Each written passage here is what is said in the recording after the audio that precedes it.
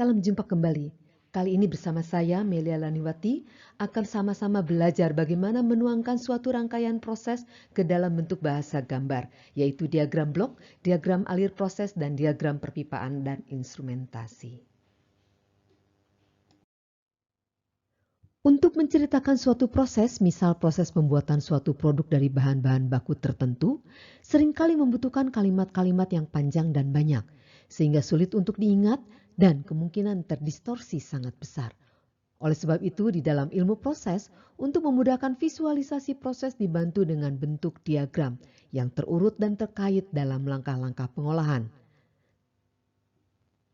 Ada 3 bentuk diagram, yaitu diagram blok, diagram alir proses, dan diagram perpipaan dan instrumentasi. Mari kita tinjau contoh proses berikut ini. Asam sitrat adalah zat yang sering digunakan untuk asidulasi atau pemberi rasa asam pada pangan. Jika proses produksi asam sitrat ditulis seperti kalimat tersaji pada slide ini, sukar untuk ditangkap dan dimengerti, apalagi langsung diingat. Oleh sebab itu, mari kita buat diagram blok proses pabrik konversi atau produksi ini berdasarkan uraian atau cerita tersebut. Bahan baku pembuatan asam sitrat bisa berupa jeruk nipis atau jeruk lemon. Tahap pertama adalah pencucian jeruk oleh air. Air cucian nanti dikirim ke unit pengolahan limbah dan hasil pencucian berupa buah jeruk yang bersih. Tahap kedua adalah pemerasan jeruk sehingga dihasilkan sari jeruk dan ampas jeruk, termasuk di dalamnya kulit jeruk. Tahap ketiga adalah mencampurkan sari jeruk dengan padatan kalsium oksida atau CaO, sehingga asam sitrat akan bereaksi dan membentuk kalsium sitrat padat. Jadi hasil dari tahap ini berupa campuran yang keruh, karena ada 2 fasa, yaitu air beserta zat lain yang terlarut di dalamnya dan kalsium sitrat padat. Tahap keempat adalah penyaringan padatan kalsium sitrat yang masih terbasahi oleh air yang mengandung zat terlarut di dalamnya. Selanjutnya, tahap kelima adalah pencucian menggunakan air bersih sehingga larutan yang membasahi kalsium sitrat semakin encer kadar zat yang terlarutnya. Jika pencucian dilakukan berulang-ulang, maka kalsium sitrat akan terbasahi oleh larutan yang hanya mengandung air tanpa zat terlarut di dalamnya. Langkah berikutnya adalah mencampurkan kalsium sitrat basah dengan larutan asam sulfat.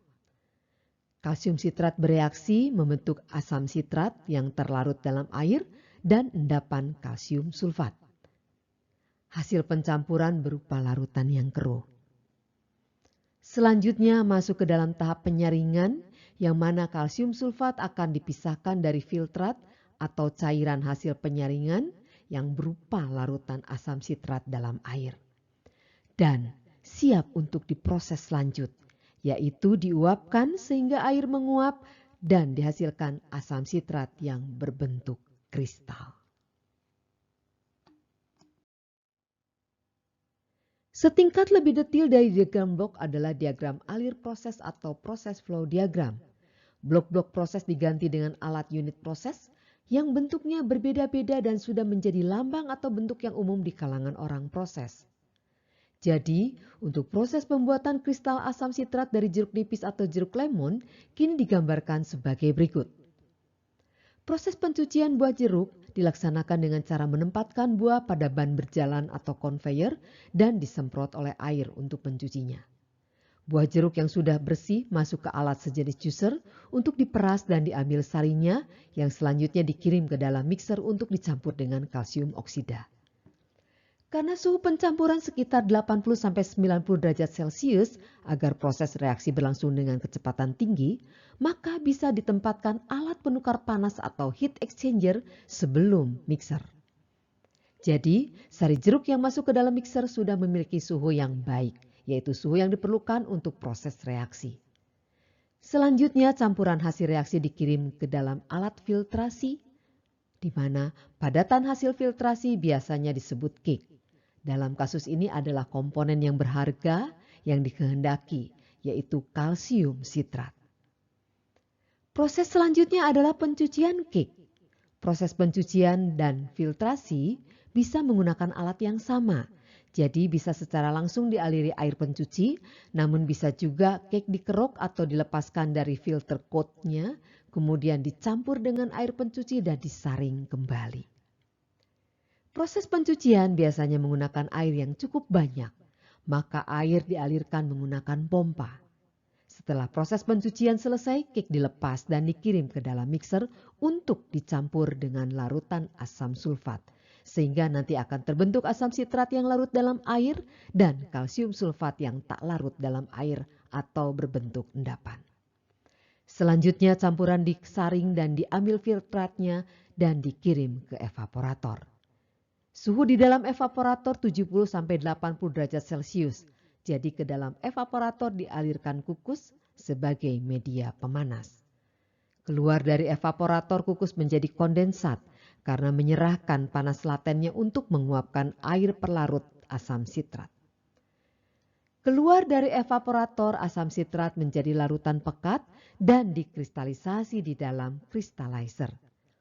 Kedua alat terakhir ini bisa juga digabung menjadi berupa unit evaporatif crystallizer. PNID diagram adalah diagram proses yang lebih rinci. Setiap unit proses dilengkapi dengan alat ukur, misal pengukur temperatur, tekanan, laju alir atau level, serta controller dan pengendali akhirnya.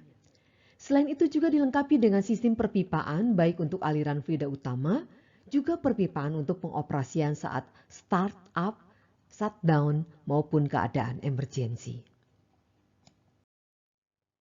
Demikian perbedaan ketiga diagram yang digunakan untuk memvisualisasikan rangkaian proses. Semoga bermanfaat. Sampai jumpa pada topik yang akan datang. Selamat belajar dan terima kasih.